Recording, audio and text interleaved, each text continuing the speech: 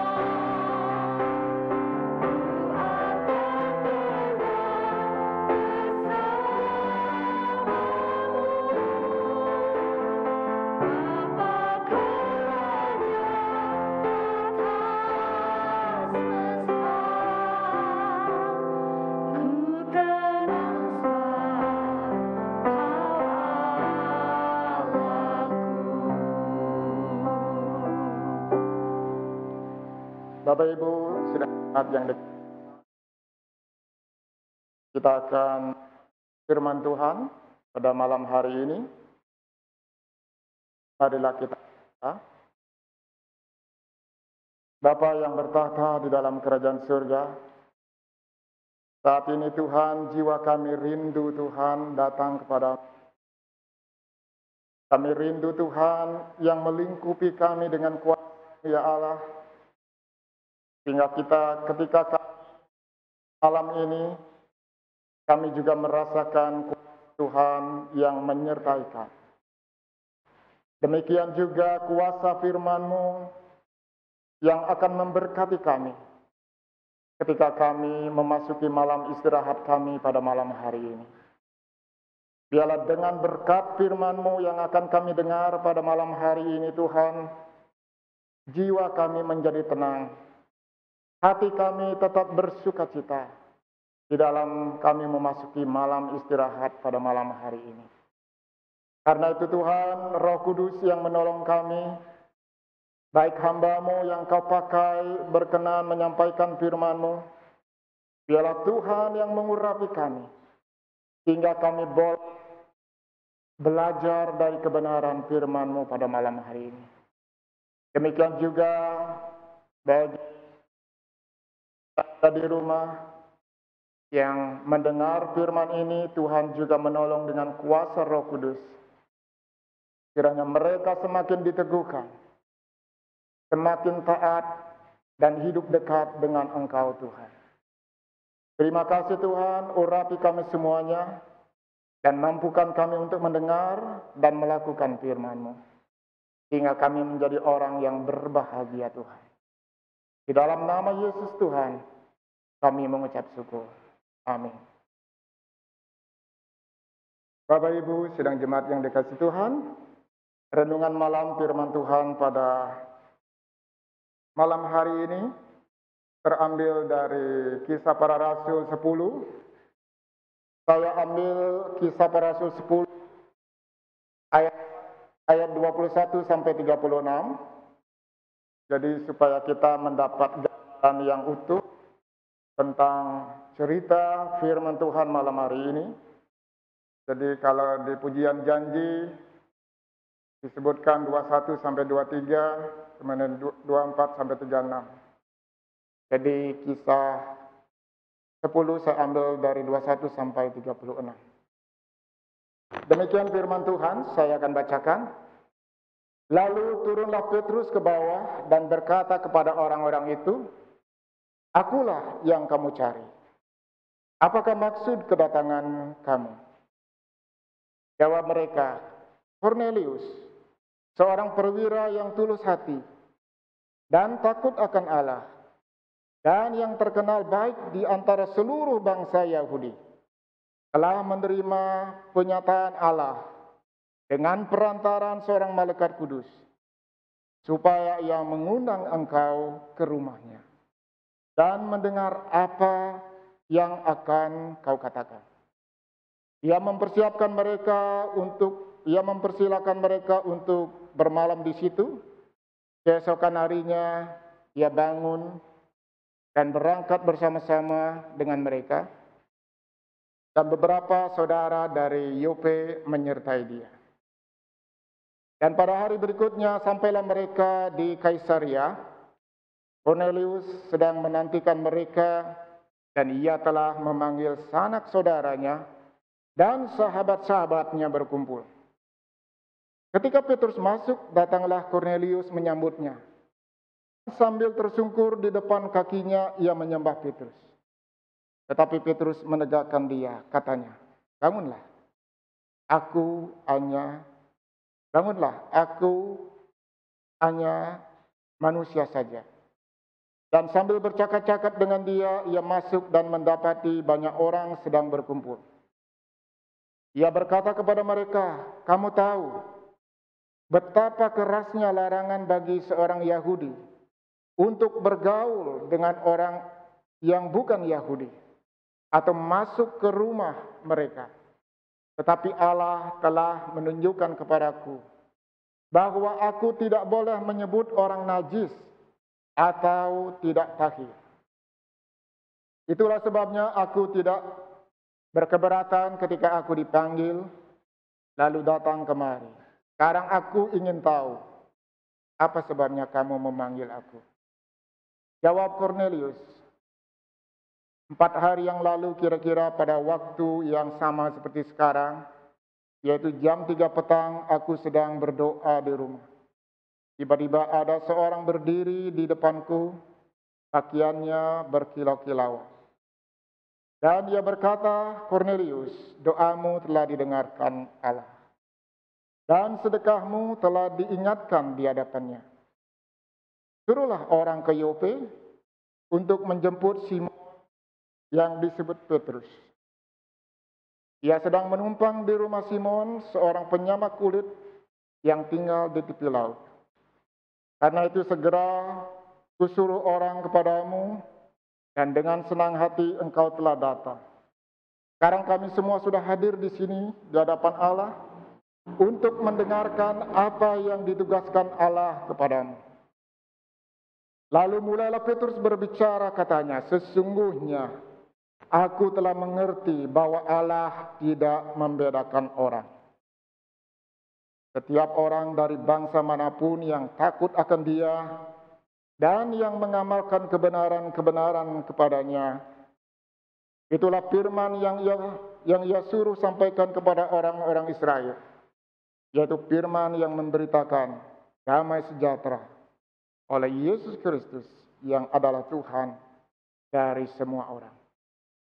Bapak Ibu yang dikasihi Tuhan, demikian firman Tuhan yang kita dengar pada malam hari ini.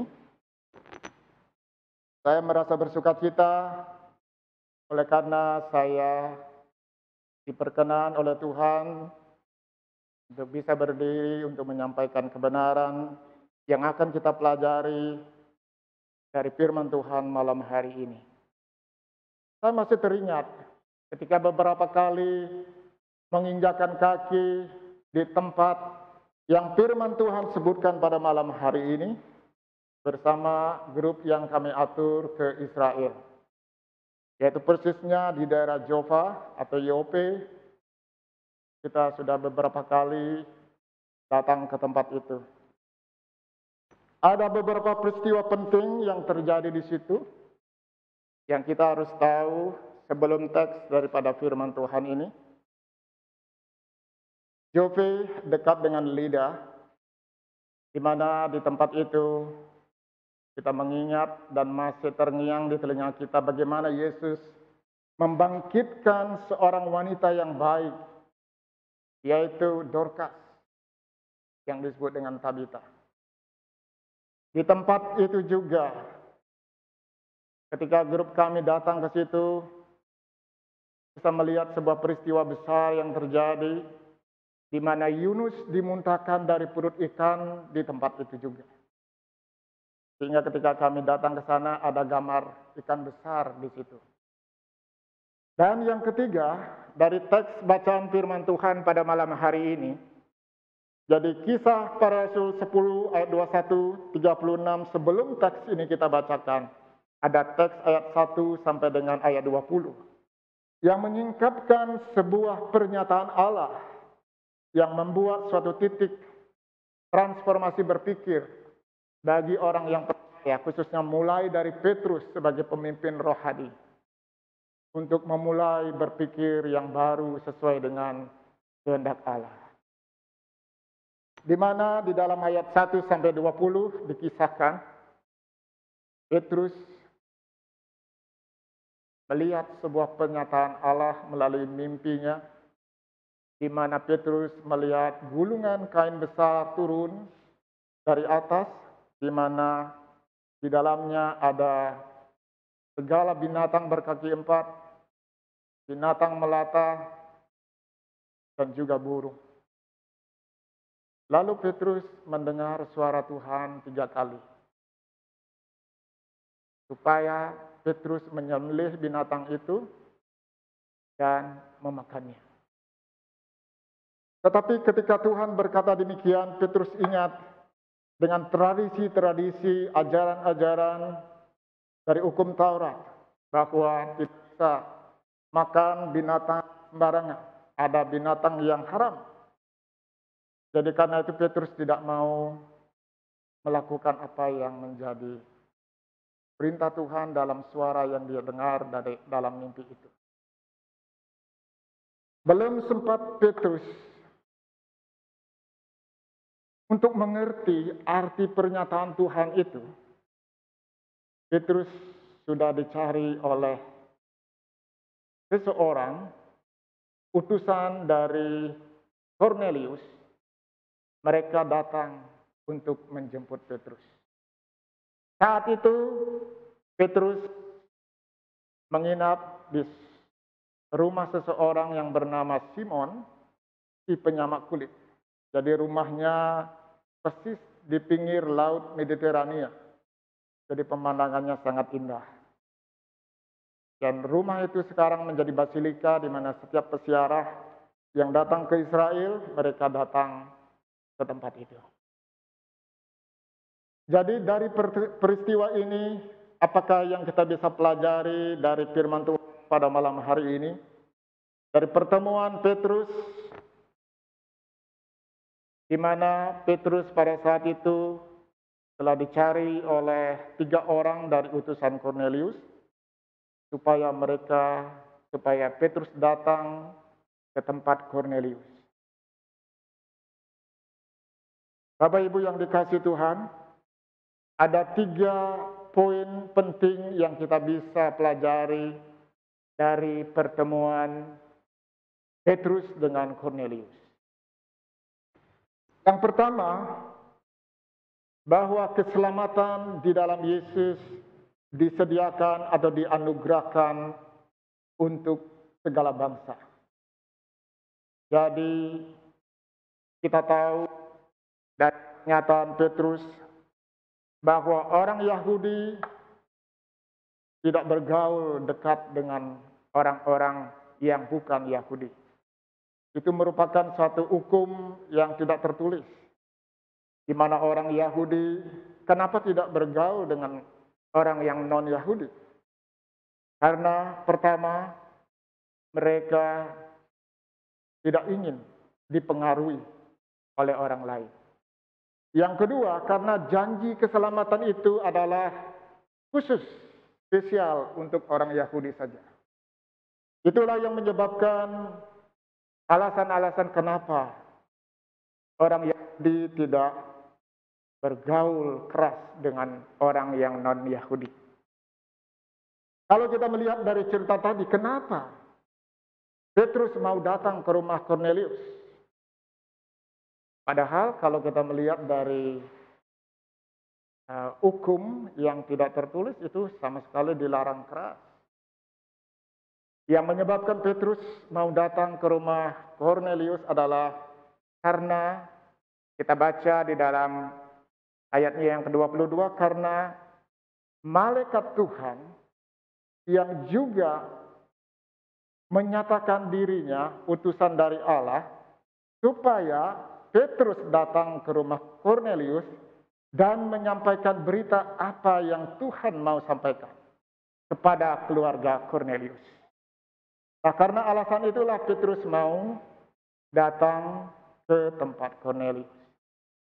Kalau Joppa dengan Kaisaria itu kurang lebih 63 km. Kurang lebih 1 jam kalau pakai transport model masa kini ya. Tetapi pada zaman itu 3 hari perjalanan, luar biasa. Jadi perjalanan yang cukup capek 3 hari baru bisa tiba di sana. Ya, kalau kita percepat firman Tuhan bahwa dari apa yang dikatakan oleh Petrus bahwa orang Yahudi sama sekali tidak boleh bergaul dengan orang non-Yahudi. Tetapi oleh karena Tuhan yang memerintahkan Petrus melalui pernyataannya dalam mimpinya dan juga pernyataan dari Allah melalui malaikatnya kepada Kornelius, maka Petrus mau datang ke rumah Kornelius. Apa yang terjadi ketika Petrus bertemu dengan Kornelius? Kornelius menyambut dengan hangat kedatangan Petrus sebagai tamu yang terhormat. Kalau kita baca di dalam ayatnya, di situ dikatakan bahwa Kornelius menyembah Petrus. Tetapi Petrus katakan, bangunlah, karena aku hanya manusia saja. Itu di dalam ayat 26. Ya, pertemuan Petrus dengan Kornelius dibawa ke dalam sebuah kesadaran akan cara berpikir orang Yahudi yang seperti yang saya sebutkan tadi, yang tidak mau bergaul dengan bangsa lain. Petrus mendapatkan sebuah momen yang penting untuk memperbaiki cara berpikirnya, cara berpikir nenek moyangnya orang Yahudi. Dan sekarang dia baru mengerti bahwa Tuhan tidak membedakan orang. Tidak ada perbedaan orang kafir atau orang najis. Semua sama di hadapan Tuhan. Dan itu kita bisa lihat dari pernyataan Petrus sendiri yang berkata, sesungguhnya aku telah mengerti bahwa Allah tidak membedakan orang. Jadi keselamatan di dalam Kristus yang dulu Petrus mungkin masih berpikir bahwa keselamatan itu hanya khusus untuk bagi orang Yahudi sebagai bangsa yang dipilih oleh Allah. Tetapi mulai saat itu, momen itu, Petrus memiliki cara berpikir yang berbeda. Bahwa Allah tidak membedakan orang. Jadi keselamatan itu disediakan untuk semua bangsa dan suku bangsa. Itulah yang keluar dari transformasi berpikir daripada Petrus yang baru. Kalau kita lihat, apakah yang membuat pandangan orang Yahudi keliru dengan cara berpikirnya yang lama, bahwa mereka mengkafirkan atau menajiskan orang. Firman juga meneguhkan kita bahwa yang menajiskan, yang membuat kita tidak layak di hadapan Tuhan adalah perkataan kita. Jadi kalau Markus 7 ayat 15, apapun dari luar yang masuk ke dalam seseorang tidak dapat menajiskannya. Tetapi apa yang keluar dari seseorang itulah yang menajiskannya. Dalam Markus 7 ayat 20 katanya lagi, apa yang keluar dari seseorang itulah yang menajiskan. Jadi tidak ada sesuatu atau tidak ada orang kafir atau orang najis. Semua di hadapan Allah sama. Dan keselamatan itu dianugerahkan untuk semua bangsa. Itulah poin yang pertama yang kita pelajari dari perjumpaan Petrus dengan Kornelius. Poin yang kedua yang kita bisa pelajari bahwa ada hal yang menarik yang kita amati. Jadi Kornelius, siapa itu Kornelius? Tadi di ayat 22 sudah disingkapkan bahwa Kornelius adalah seorang non-Yahudi, seorang prawira Romawi. Dikatakan di situ di ayat 22, dia seorang yang saleh. Seorang yang saleh artinya seorang yang takut akan Tuhan. Melakukan segala kehendak Tuhan. Supaya apa? Supaya selamat. Kemudian dia orang yang berdoa. Tentu berdoa sesuai dengan keinginannya. Sesuai dengan kepercayaannya. Kemudian Kornelius adalah seorang yang juga rajin bersedekah kepada orang Yahudi. Nah, karena itulah dikatakan Kornelius adalah seorang yang baik hati. Tetapi rupanya itu menjadi pergumulan pribadi Kornelius. Bahwa kebaikan, melakukan ketaatan agamawi, itu ternyata tidak menjamin sebuah keselamatan. Tetapi yang menjamin sebuah keselamatan adalah imannya di dalam Yesus. Kalau kita lanjutkan cerita ini, percakapan dengan Petrus dengan Kornelius dan juga saudara-saudaranya dan andai tolannya yang berkumpul pada saat itu, di mana Petrus memberitakan tentang Kristus Tuhan di tempat itu. Dan Roh Kudus mengurapi mereka.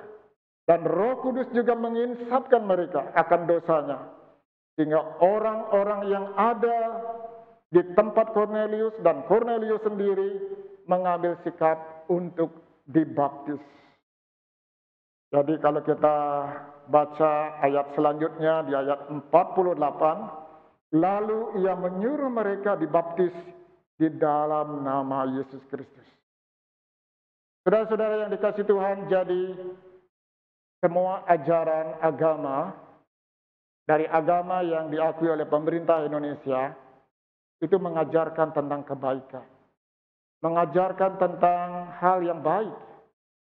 Hal yang baik yang mereka lakukan adalah untuk tujuannya supaya mereka bisa selamat atau masuk surga.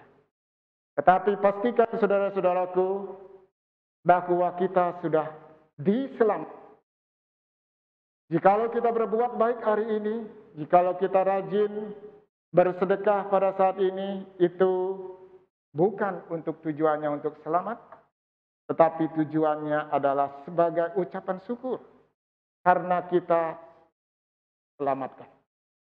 Itulah tujuan kita, anak-anak Tuhan, kalau kita diberi kesempatan untuk melakukan kebaikan kepada orang lain, untuk mengasihi orang lain, semata-mata kita lakukan itu karena kita mensyukuri keselamatan oleh Tuhan kepada kita.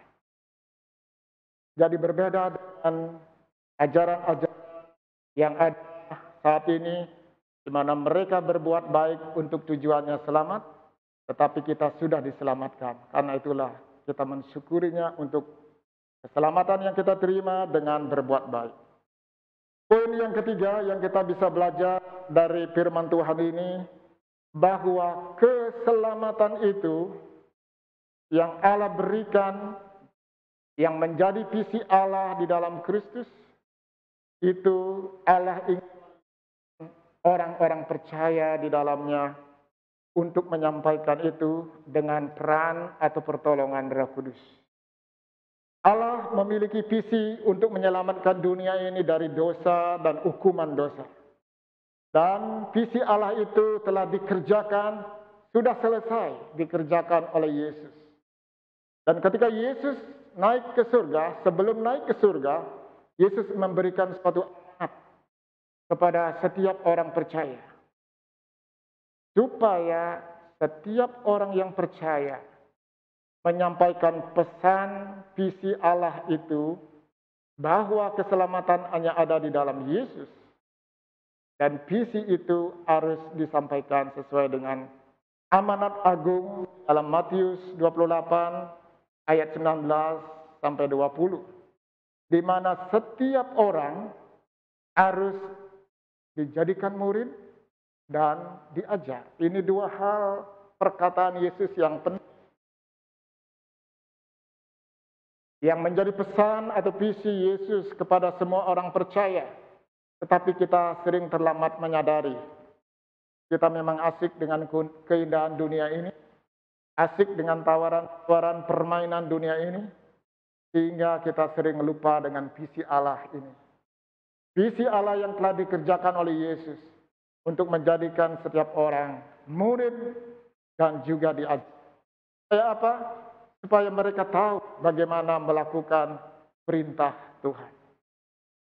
Nah, dalam visi inilah Tuhan dari semula mau memakai manusia untuk terlibat mengerjakan dalam visi keselamatan ini.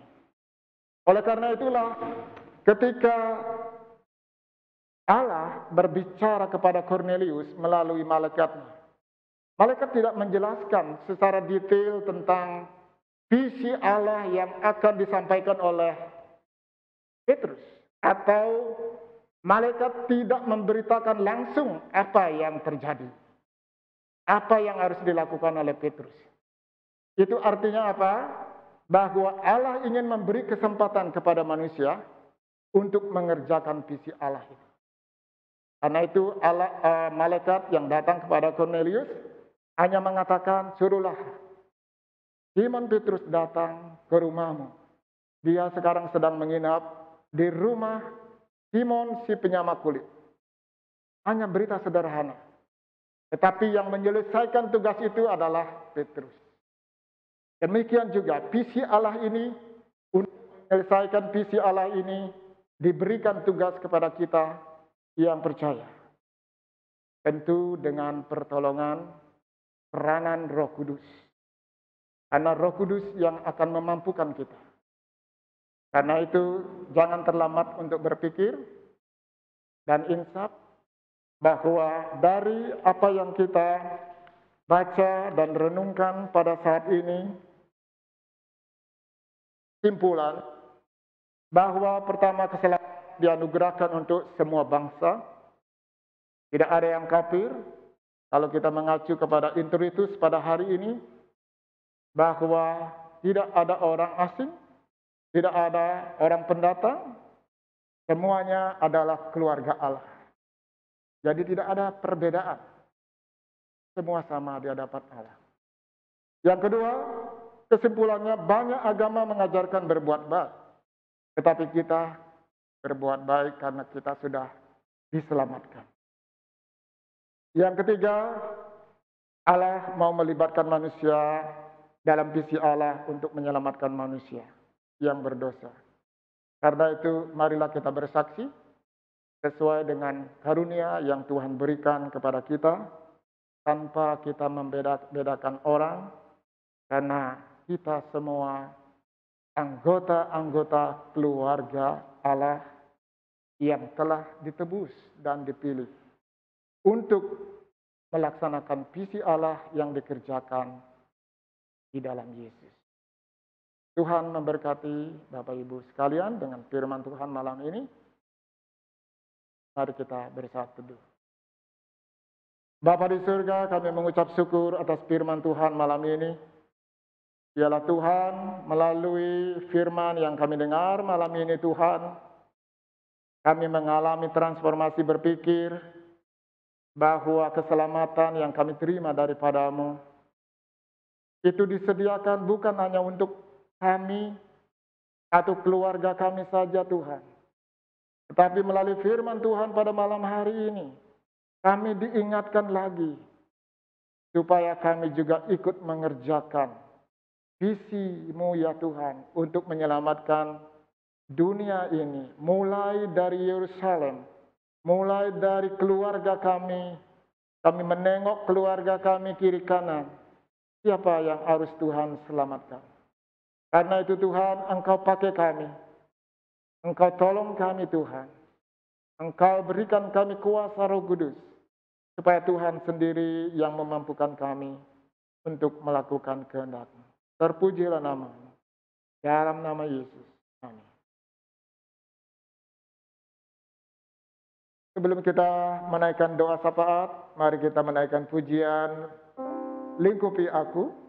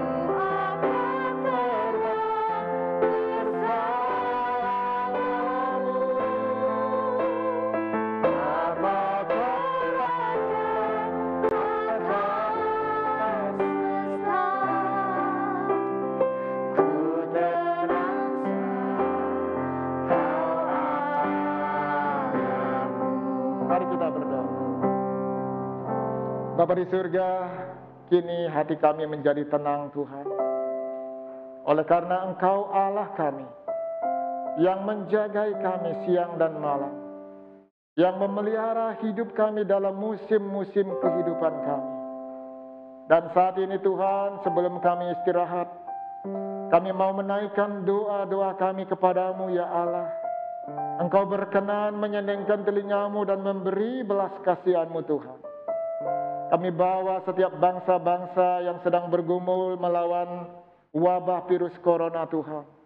Kami bawa Tuhan setiap ahli kesehatan, dokter, para medis yang ada di setiap bangsa-bangsa. Tuhan berkati dan curahkan hikmat dan kebijaksanaan-Mu ya Allah. Supaya Engkau Tuhan yang menolong kami semuanya. Dan memberkati para ahli hingga obat yang pasti untuk penanganan wabah virus corona ini bisa ditemukan ya Tuhan. Mari Tuhan Engkau melawat setiap bangsa-bangsa di mana orang-orang yang terinfeksi semakin hari semakin banyak ya Tuhan. Tuhan, kami mohon lawatan-Mu ya Allah. Pemulihan yang datang daripada Tuhan terjadi ya Tuhan. Dengarlah kami berseru Tuhan, seluruh anak-anak Tuhan di seluruh muka bumi menyeru nama-Mu Tuhan. Supaya Engkau melawat setiap orang yang sakit, yang dirawat di rumah sakit maupun di rumah mereka secara mandiri Tuhan. Engkau memulihkan dan menyembuhkan mereka Tuhan di dalam nama Yesus. Biarlah Tuhan kesembuhan terus terjadi berlipat-lipat ya Tuhan. Dan Engkau juga memberkati kami yang sehat. Supaya Engkau memberikan kami hikmat dan kebijaksanaan. Supaya kami hidup waspada dan berhati-hati. Dan dengan hikmat-Mu Tuhan, kami kapan harus keluar dan diam di dalam hadirat Tuhan. Supaya kami boleh menikmati keselamatan Tuhan. Bapa yang di surga, pada malam hari ini juga khusus kami berdoa untuk bangsa kami, Bapak Presiden Joko Widodo, Menteri Keuangan Republik Indonesia, semua Menteri Kesehatan, dan semua yang bekerja di pemerintahan, yang ikut terlibat dalam penanganan COVID-19 ini. Biarlah Tuhan yang memberkati mereka dengan kesehatan, kekuatan yang datang dari pihak Tuhan. Tuhan memberikan hikmat, Tuhan menjaga mereka, dan Tuhan juga memulihkan bangsa kami yang sakit. Tuhan pulihkan dan sembuhkan. Khususnya Pulau Bali Tuhan. Tuhan kiranya melawat Pulau Bali. Tuhan berkati setiap orang yang sakit. Engkau menjamahnya supaya kesembuhan terjadi berlipat-lipat di Pulau Bali. Mari Tuhan yang sehat, Tuhan juga berkati dengan hikmat. Supaya tetap diam di rumah ya Tuhan, kalau tidak ada keperluan yang mendesak untuk keluar ya Tuhan. Bapa di surga, kami juga berdoa bagi gereja Tuhan, khususnya gereja Kasih Kudus. Setiap keluarga yang ada di KK Kasih Kudus, Tuhan pagari dengan tembok api-Mu di rumah mereka masing-masing. Tuhan kirimkan berkat-berkat jasmani dan rohani yang mencukupkan mereka Tuhan. Biarlah mereka tenang oleh karena Engkau Allahnya ya Tuhan. Bapa di surga, Engkau juga berkati proses pembangunan tahap 2 gedung gereja Kasih Kudus ini. Kami serahkan di dalam pimpinan Tuhan. Biarlah mujizat terjadi, keuangan pembangunan tidak akan pernah habis. Oleh karena Tuhan yang berkenan memberkatinya. Tuhan Bapa di surga, setiap yang sakit dari jemaat Tuhan Kasih Kudus, Tuhan melawat mereka. Kami bawa mereka semua ke dalam tangan-Mu Tuhan. Tuhan yang menilik mereka dan memelihara mereka. Dan memberikan damai sejahtera. Bapa di surga, akhirnya Tuhan malam ini kami akan lewati dengan istirahat. Kami mohon hadirat Tuhan yang melingkupi kami, dan berkat Tuhan yang menyertai kami. Terpujilah nama-Mu Tuhan. Kami menyerahkan doa syafaat ini. Di dalam nama Tuhan Yesus, kami sempurnakan. Amin.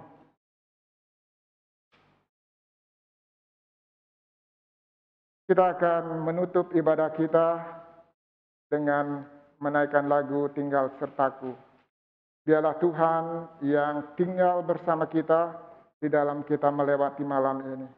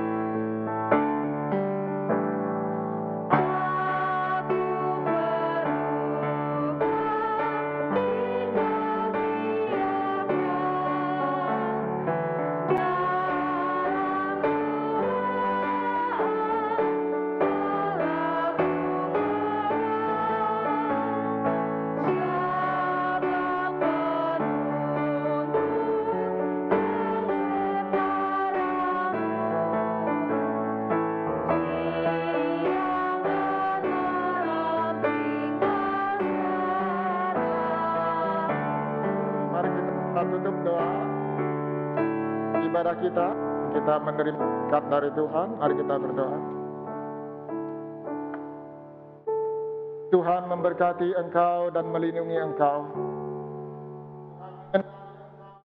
Dan engkau kasih karunia.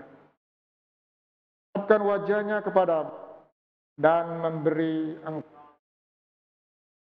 Di dalam nama Yesus kami berkatnya. Amin.